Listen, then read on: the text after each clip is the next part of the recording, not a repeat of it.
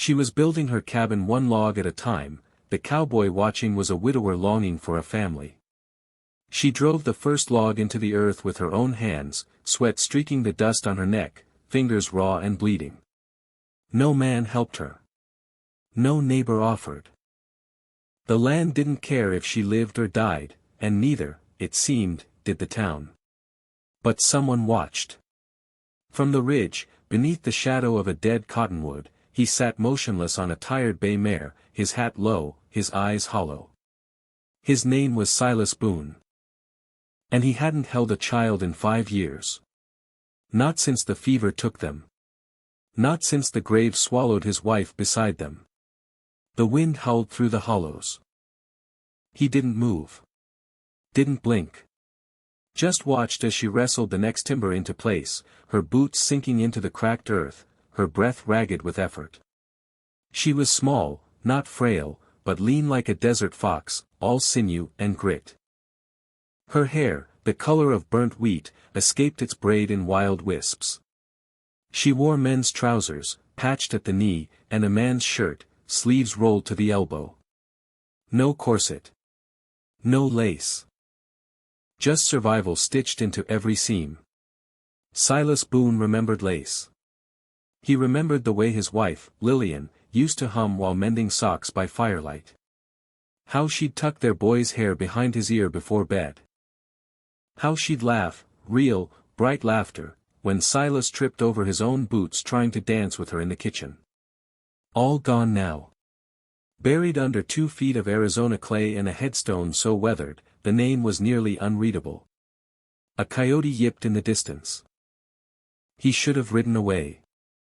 Should have let her be. But something in the set of her shoulders, the way she refused to buckle, refused to cry, refused to ask for help, it hooked into him like a rusted barb. He came back the next day. And the next. Always silent. Always distant. Just a shadow on the ridge, watching a woman build a home from nothing. Then came the day Jedediah Crow rode into her yard. He arrived at noon, when the sun hammered the earth like a blacksmith's fist. Crow wasn't a big man, but he carried himself like a storm. Black duster coat, silver spurs that chimed like funeral bells, and eyes the color of spoiled milk, pale, cold, unreadable. He reined in his stallion right where her water barrel stood, and without asking, dipped his canteen into it. Drank deep. Wiped his mouth with the back of his glove. Smiled. "You ain't got no man, girl," he said, voice smooth as poisoned honey. "Land like this belongs to men who can hold it." She didn't flinch. Didn't step back. Just stared at him, hands on her hips, dirt under her nails, sweat glistening on her collarbone. "This land's mine," she said. "Bought and paid for. With coin. And blood." Crow chuckled. Nodded toward the half-built cabin. "That shack won't stop the wind. Won't stop me neither." He tossed a silver dollar at her feet. It landed in the dust like a challenge. "Be gone by sundown," he said. "Or I'll burn what you've built. And you with it." He rode off slow, like he had all the time in the world. Like he already owned her. Silas Boone's fingers tightened around his reins. That night, he didn't sleep. He sat by his own meager fire, 10 miles east, staring into the flames. He saw Lillian's face in the flicker. Saw his boy's smile. Saw the way the smoke curled, just like the day the fever stole their breath. He'd done nothing then. Just held them. Just wept. Just buried them alone. He wouldn't do nothing now.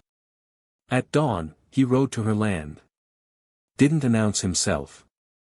Just appeared beside her well, rolling up his sleeves, picking up the axe she'd left leaning against a stump. She came out of her tent, yes, she slept in a tent beside her half-built cabin, barefoot, hair wild, eyes sharp as flint. "You," she said. Not a question. Not a welcome. Just recognition. "Silas Boone," he said. First time he'd spoken his name aloud in months. She studied him. Saw the grief in his knuckles. The ghosts in his stare. "You here to help?" she asked. "Till Crow's gone," he said. "Or I am." She nodded. Handed him a tin cup of bitter coffee. No sugar. No milk. Just fuel. They worked in silence. Log by log. Nail by nail. Sun up to sundown. He didn't speak much. Neither did she. Words were heavy things out here. Best saved for when they mattered.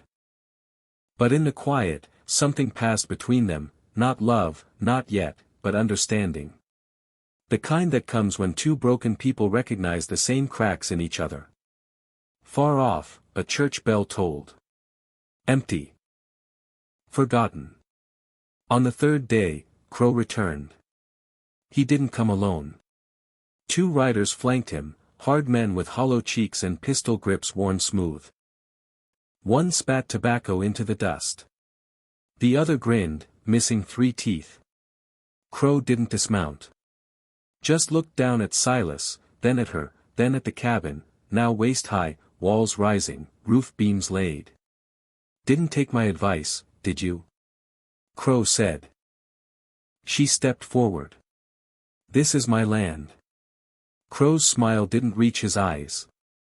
"Land's just dirt, girl. Dirt don't fight back. Men do." He nodded to his men. The toothless one dismounted. Pulled a torch from his saddlebag. Lit it with a lazy flick of his match. Silas didn't move. Didn't reach for his gun.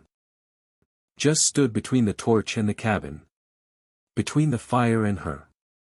"You walk away now," Silas said, voice low, steady, "and no one gets hurt." Crow laughed. "You the sheriff now, old man?" "Last I checked, this county don't got one."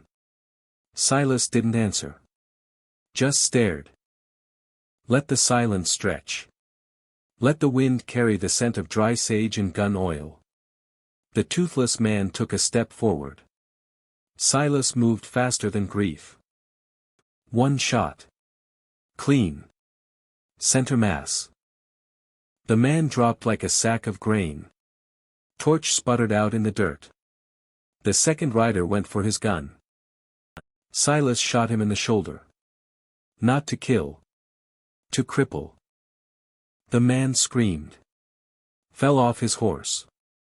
Clutched his arm. Blood bloomed dark on his shirt. Crow didn't flinch. Didn't draw. Just stared at Silas with those dead eyes. "You just made a mistake, Boone," Crow said. "First one I've made in years," Silas replied. Crow wheeled his horse. Didn't look back. Didn't threaten. Just rode. Slow. Deliberate. Like a man who knew he'd return. And he would. That night, they buried the dead man in a shallow grave behind the outhouse. No marker. No prayer. Just dirt shoveled over silence. She handed Silas a plate of beans and hard bread. Sat beside him by the fire. "You didn't have to do that," she said. "Yeah," he said. "I did." She studied his face in the firelight. Saw the lines grief had carved. Saw the tremor in his hands when he thought no one was looking. "What's your name?" he asked. "Marlowe," she said. "Eleanor Marlowe." He nodded. Let it settle between them. "Why here?" he asked. "Why this patch of nothing?" She looked at the cabin. At the logs they'd raised together. At the stars beginning to prick the sky. "My husband died in a mine collapse," she said. "Left me with debt and a deed. Town said I couldn't manage it. Said I should sell. Said I should remarry." She spat into the fire. I said no. Silas understood. More than she knew. He reached into his coat. Pulled out a small wooden horse, carved, worn smooth by tiny hands. His son's toy. I had a boy, he said. Name was Eli. He loved this thing. Carried it everywhere. She took it. Ran her thumb over the chipped ear. The faded paint. He'd have liked this place, she said softly. Silas didn't answer. Couldn't. The fire popped. The wind sighed. Somewhere, an owl called. They didn't kiss that night. Didn't touch. Just sat. Shoulder to shoulder. Two ghosts keeping each other warm. But peace never lasts in the West. Crow came back at moonrise. Not with guns. Not with torches. With the law. Sheriff Haggerty rode beside him, a fat man with a stained vest and eyes that avoided looking anyone in the face. He carried papers. Official looking. Seals. Signatures. Eleanor Marlowe, Haggerty said, voice oily with false regret, you're accused of murder. That man you buried? Turns out he was Crow's cousin. And a registered voter. She laughed. Bitter. Sharp. You're arresting me for defending my home? Haggerty shrugged. Law's the law, miss. Silas stepped forward. She didn't pull the trigger. I did. Haggerty didn't blink. Then you're coming too. Crow smiled. Jailhouse ain't built for comfort, Boone. Rats the size of cats. Water tastes like rust. And the hanging tree? Well. It's got a nice view. They cuffed Silas first. Then her. Led them to two horses. Tied their hands to the pommels. As they rode away, Silas looked back at the cabin. At the half-finished walls. At the dream they'd started to build. He made a promise to himself then. Quiet. Final. He'd see her free. Or die trying. The jail was worse than Crow promised. Stone walls. Iron bars. Floor slick with things Silas didn't want to name. One window, too high to reach, too small to crawl through. They put them in separate cells. Across from each other. Close enough to talk. Far enough to feel alone. She didn't cry. Didn't rage. Just sat on the cot, back straight, eyes dry. Silas paced. 3 steps one way. 3 steps back. Like a caged wolf. Midnight came. Then the sound of boots on stone. Crow appeared at the bars. Alone. No sheriff. No deputies. You got till dawn, he said. Sign the land over to me. Walk out free. Or, he smiled. Trial starts at sunup. Judge is my cousin. Jury's my men. Ropes already measured. He tossed a paper and a pen through the bars. Silas didn't move. Eleanor picked it up. Read it. Tore it slowly. Let the pieces fall to the floor. Crow's smile vanished. You'll hang, he said. Then we'll hang together, she said. Crow leaned close. Voice dropped to a whisper only they could hear. I'll make sure they hang you slow, girl. Make sure you kick. Make sure you choke. And when you're dead, I'll burn that cabin to ash. Salt the earth. And plant my flag where your bones lie. He turned to leave. Silas spoke then. First time since they'd been caged. Crow. The man paused. You remember Red Creek? Silas asked. Crow froze. Just for a heartbeat. But Silas saw it. The flicker. The fear. Red Creek's a ghost town, Crow said. Yeah, Silas said. Full of ghosts. Like the preacher's daughter you strangled. Like the blacksmith's boy you shot for looking at you wrong. Like the gambler you stabbed in the back over a $10 debt. Crow's hand twitched toward his gun. They all knew your name, Silas said. And now I do too. Crow left without another word. Eleanor looked at Silas. Red Creek. He nodded. I was there. After. Buried the girl myself. Saw the marks on her neck. Saw the initials carved into the church pew, J.C. Thought I'd forgotten. I hadn't. She reached through the bars. Took his hand. You're not alone anymore, she said. He squeezed back. Hard. Dawn came too soon. The trial lasted 20 minutes. Judge Harlan Crow, Jedediah's uncle, didn't even look up from his ledger. Just banged his gavel. Declared them guilty. Sentenced them to hang at noon. No witnesses. No defense. No mercy. They led them to the gallows in the town square. A crude platform. A single rope. A crowd of 20, mostly Crow's men, spitting and jeering.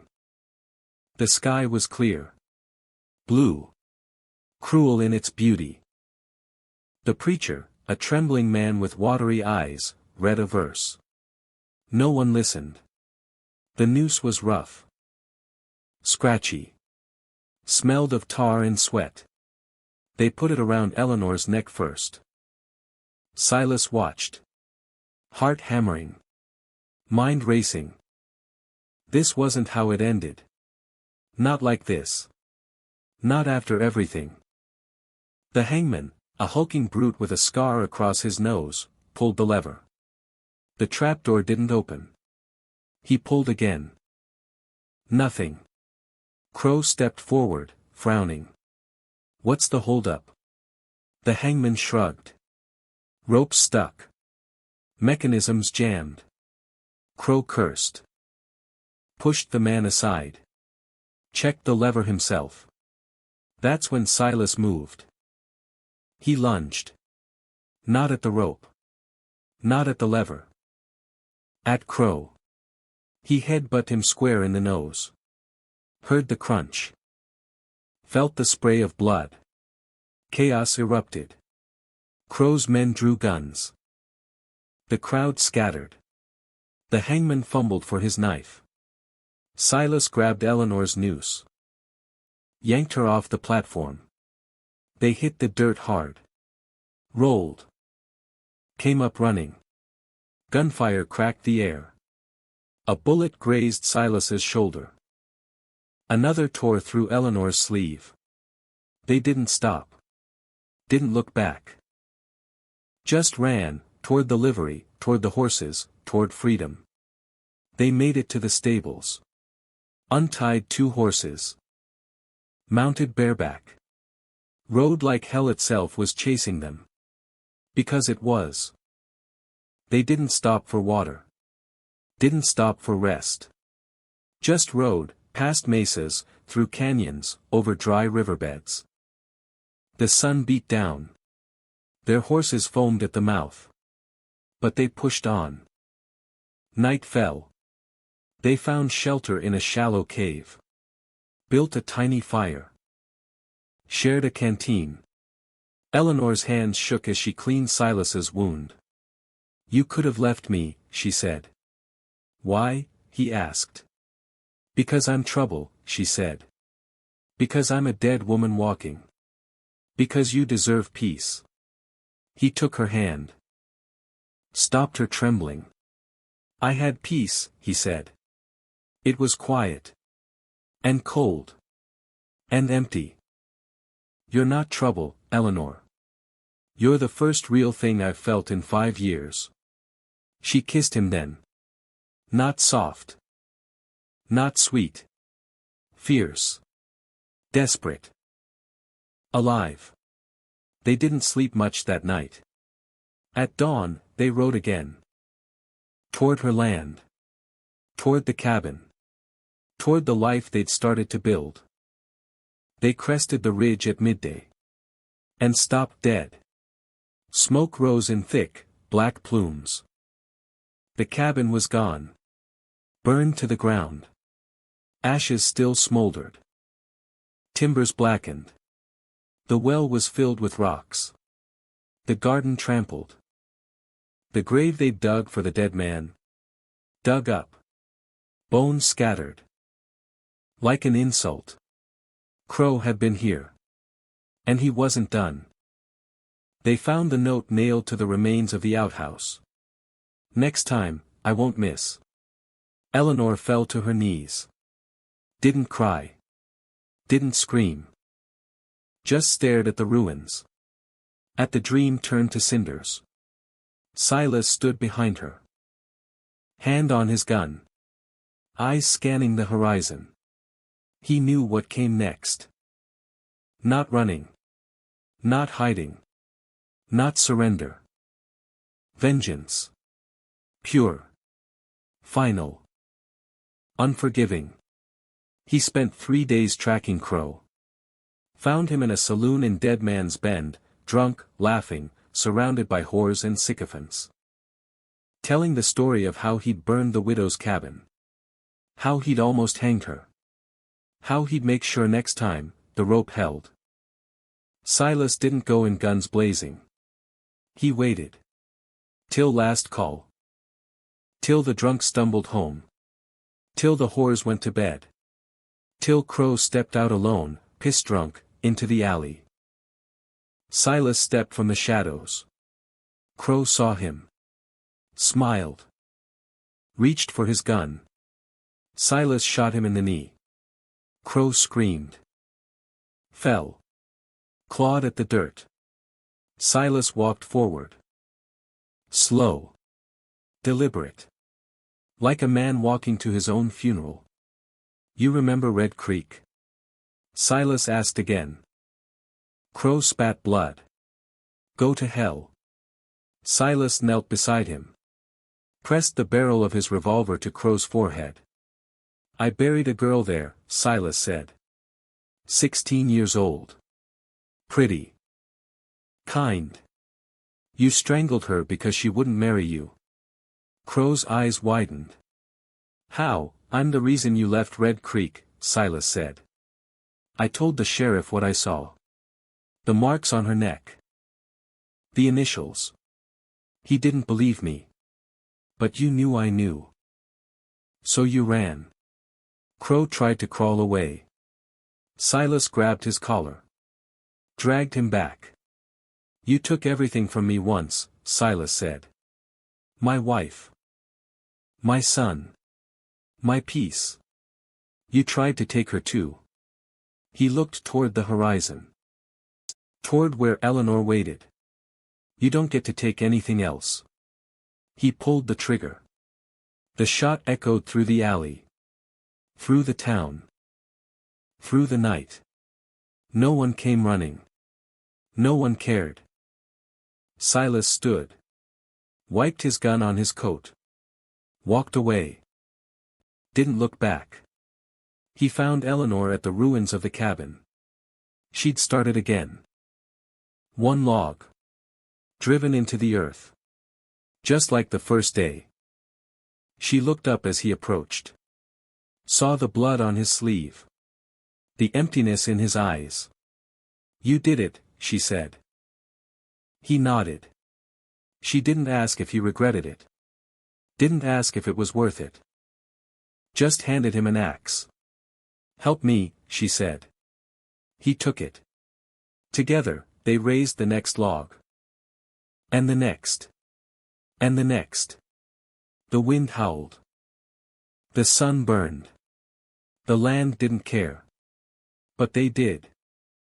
And that was enough. Years later, travelers would pass by that cabin. Solid. Strong. Smoke curling from the chimney. Flowers growing wild beside the porch. A child's wooden horse sitting on the steps. They'd ask the old couple who lived there, gray-haired, quiet, hands still calloused, how they'd survived the frontier. The man would smile.